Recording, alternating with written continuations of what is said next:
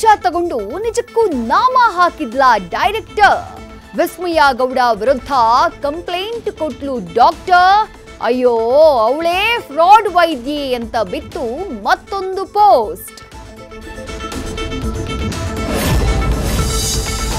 ಮಾಣಿಕ್ಯ ಪಟಾಕಿಯಲ್ಲಿ ಲಕಲಕ, ಪರಪ್ಪನ ಪಂಜರದಲ್ಲಿ ಪೆಕ ಪೆಕ.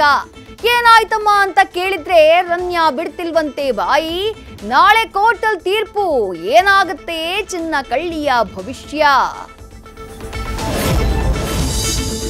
1ನೇ ಕ್ಲಾಸ್ ಅಡ್ಮಿಷನ್ಗೆ ಸಿಗುತ್ತಾ ವಯೋಮಿತಿ ಸಡಿಲಿಕೆ?